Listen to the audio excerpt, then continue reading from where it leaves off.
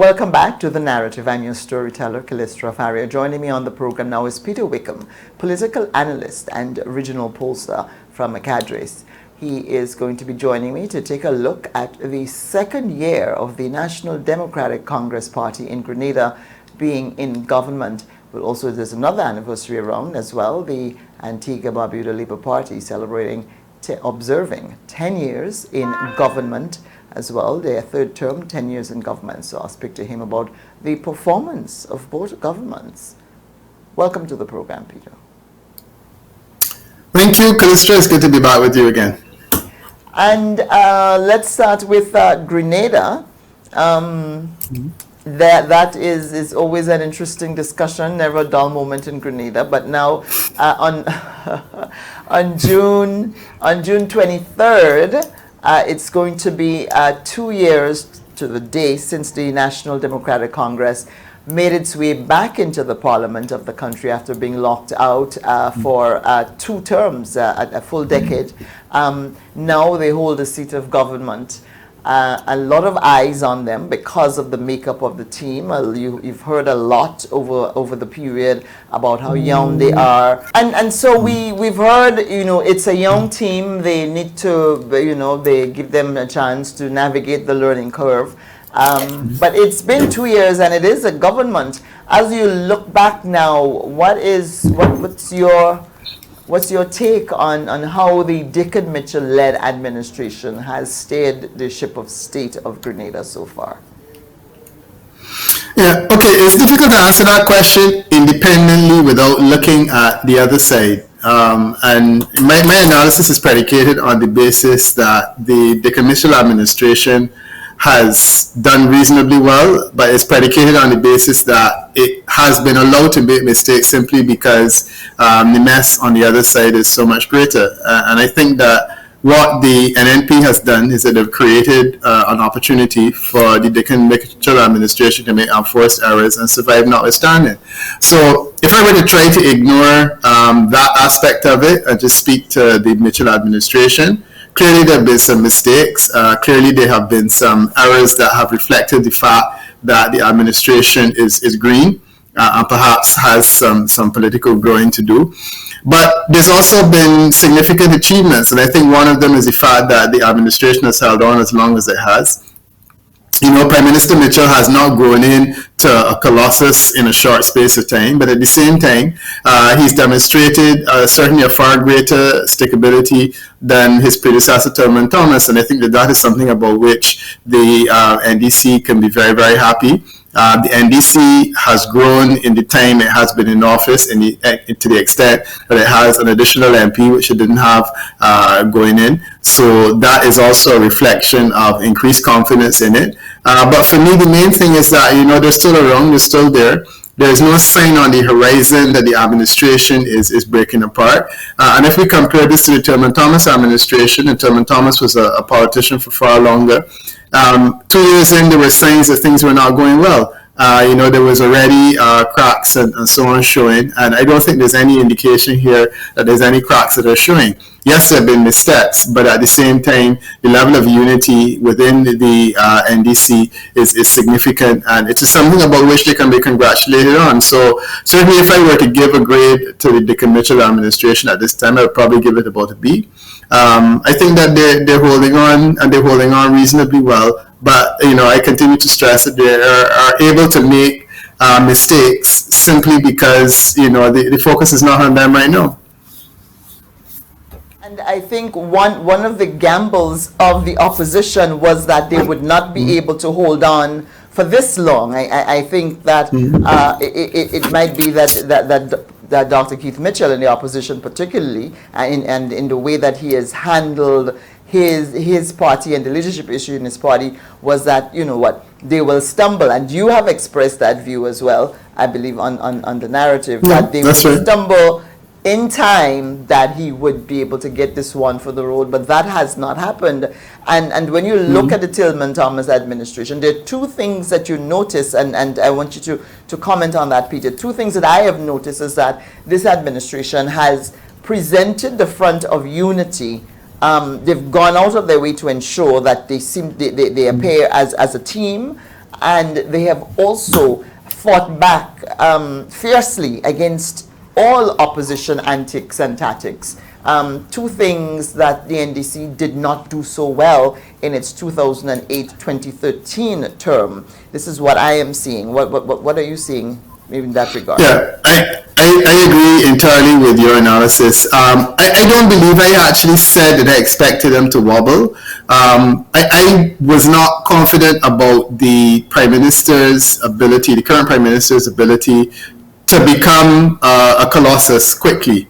And I felt that there would be an expectation that he would be things that he would never become because of his inexperience. I'm happy to say that in that regard, I think that I have been proven wrong, because he's stuck around and he has actually demonstrated greater political skills than I thought he would, because the ability to take a person from the opposition, is something that I didn't believe he had it in him. But clearly, he's able to do that. So if I did say that, clearly I was wrong. I didn't. No, I did not. No, you did not say that you expected them to wobble. You didn't. Okay. We were talking about what you felt Dr. Keith Mitchell expected. Precisely. Yeah, that's right. what you had said. That he might have been willing to see. And that was my thing. That I think that Dr. Mitchell expected a wobble largely because there was a wobble last time. So his expectation was, look, they will wobble. When they wobble, I would be there to pick up the pieces, as was the case in the past. So yeah, I definitely did say that, and I agree. And guess what? The wobble has not come. And I think what is also significant this time is that the issues within the ND and NP are so much deeper that it is easier to focus on them for the public. And certainly the NDC has made it possible for people to focus on the issues in the NDC far more so than was the case in the past. So that's definitely the case. But your two issues that you identified, I think they're very correct. The tenacity. I'm hearing via your portal that the AG is looking to prosecute cases in relation to someone who didn't pay the phone bill. Things like that are not earth-shattering, but ultimately it demonstrates that you have a government that is saying, we're going to take some lashes, but we're going to push back as well, and we're going to keep attention focused on some of those issues that they need to be focused on. Some time ago there was a whole CBI issue with a guy that had a diplomatic passport, and again the NDC pushed back, and it demonstrates that it does have political skills that a lot of us thought were lacking, and that they do have the ability to push back. And I think that it's fairly clear that this is a government that's going to steer the course. And if the NDC and MP wants to get back in office, they can't get back in office in the condition that they're in. They're going to have to fight to win back a government in the normal way. It's not going to be a situation where the government is going to collapse and they're going to just be able to say they're going to catch it on first hop. You're looking at a full toss, and you've got to be able to catch it before it reaches the boundary. And one of the things I felt showed political maturity and a certain level of maturity on the part of the Attorney General and the government was at that news conference where she was speaking about the ambassador whose position was recalled by the previous Mitchell administration. This administration is considering appealing the judgment because a judge has said that his removal as an ambassador was not done properly. But she said that they do not agree with the court. They do not feel that the last administration did anything wrong. So there she is coming out and supporting something that was done by their nemesis way back when, and saying, government is a continuum, and taking responsibility for the situation and saying, what, we're going to do what's right by the country, and the political points be damned. And I felt that showed a level of growing and maturity as well. Yeah, and again, that's certainly correct. That I guess in this instance it helps that they were right, because it means that he was correctly dismissed, and it means that anything done after you can go whole against him. So I appreciate that there's an appreciation of right or wrong, and yes, government is a continuum. And this is something that has to be accepted. So it's not as though there's these willy-nilly prosecutions that are going on for the sake of that. It means that clearly there's an agenda that is reasonable, that is being pursued. Reasonably, yes, but I mean, I did question the timing of the phone bill issue coming just right on the heels of the second year when all eyes should be on this government and their performance. Here we are. It's one of the most scandalous, one of the most known issues in the country, this over $100,000 phone bill. It's a big deal, and it's coming right then that some may wonder, is it smoke and mirrors again? Is it a distraction that pulls us away from those mistakes that the administration has been allowed to make because the other side was so messy? I mean, there are two sides to me. I am a political scientist, and I think that politics is a science and it's something that has to be done. But there's also an analytical part of it that says, strategically, you must have something that you can throw out to throw off the scent in some instances. And I think that those kinds of things are things that you keep in your back pocket. And under circumstances, you pull them out and you throw it and you say, look, this is the time to pursue the matter. In Barbados, we had a situation recently where a gentleman crossed the floor. And then all of a sudden, we had legal issues in relation to bills that were not being serviced or work that was not done that emerged just overnight. And the question is, was it not there before? Should not have been pursued before when he was on your side? But it comes to the fore. No, I think that's good politics because, again, it demonstrates that all of this thing works if you can win elections and you can keep people focused on your agenda. So as long as you have a program and you are progressing along a program, I appreciate that the NDC program can't really be transformational just yet. A lot of it has to be maintenance and getting the government on a solid footing. I think that if they're going to fly, they will probably start to fly from year 4. But certainly for now, it's all about saying stability. Let's try and see if we can get our government stabilized, and then we can start looking at policy implementation. It's going to be difficult. So I appreciate that while you're doing that, you need to be able to have things that you can use to keep yourself in check when our persons are saying, that they're going to throw things at you. This is the moment to do it. And again, I think Dr. Mitchell must be aware of that. He must be aware of the fact that a lot of his sins while in office are going to come back to haunt him very conveniently at a particular point in time. When you get information on your opponent, and you don't think that there's a reason to have it in the public domain, then you don't put it in the public domain. You have files holding, and the files are presented thereafter. So the next 3 years are going to be interesting to see how many other files materialize as time passes. To see what gems they're holding on to use at the more strategic time, and that, as you said, they've the political savviness that we did not see demonstrated in the last NDC administration might be showing itself now. But that aside, you talked about the mistakes that this government was is being allowed to make because of how messy the other side was. Let's talk about those mistakes and whether or not they can have any sort of long-term impact on both the survivability of the NDC at the next elections and the development of the country. What are some of those mistakes that you think they've been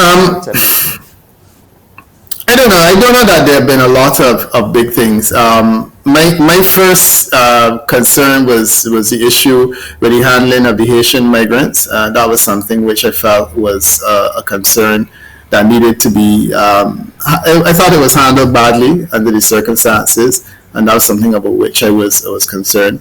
But I know that went more to his regional and international image. Certainly locally, it did. I don't think he suffered from that from a local standpoint, given the sentiments of people in Grenada regarding regarding that particular issue. Go ahead. Okay, so you say that I suspect that the question of pensions and those issues coming out of the last election, the speed with which they were addressed and the conditions under which they were addressed was something that could probably have been handled better. My feeling was that there was an expectation created on the part of Grenadians that wasn't necessarily fulfilled, and I feel that maybe that issue could have been exploited far better by the opposition.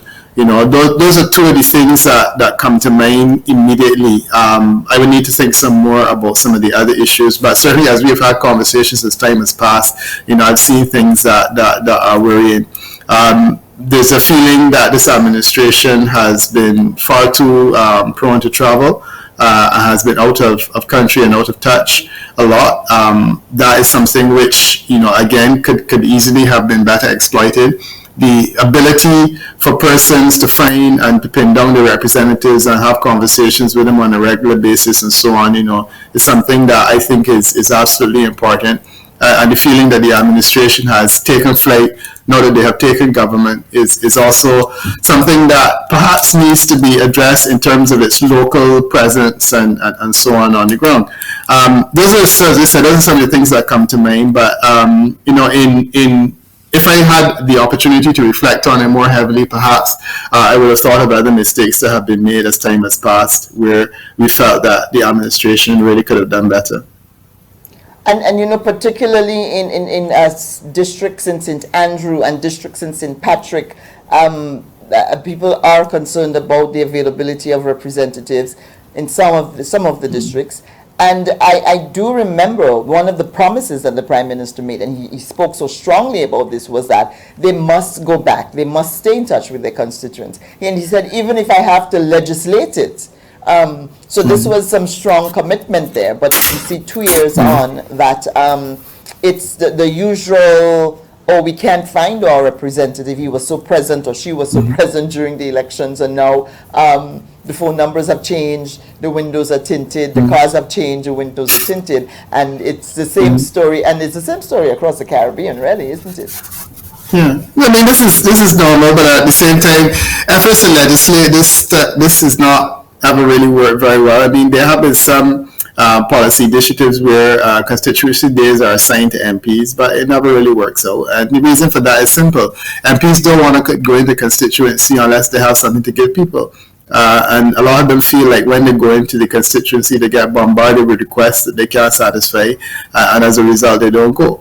So that is a continual problem in the Caribbean. But certainly, as you said, if it's one that the government addressed and said that they would deal with, then they need to be able to deal with it. I think the other thing too that it just came to mind was this whole question of salaries and salary realignments. They did take a salary increase, which will always be controversial. I would support it because I've always said that, politicians can't be paupers and you can't have politicians being hand to mouth. And Grenada has some of the poorest paid politicians in the region, to be honest. But again, that was an issue which had the potential to be controversial. I think that the way it was handled by the government was handled by the opposition was perhaps a bit unfortunate, because it came down to a situation where you were saying, well, you support increases for MPs but not increases for ministers, when ultimately it's the same conversation that you're having in terms of representatives. This is The Narrative. I'm on with Peter Wickham. We're discussing the National Democratic Congress in Grenada's 2nd anniversary in government. More when we come back.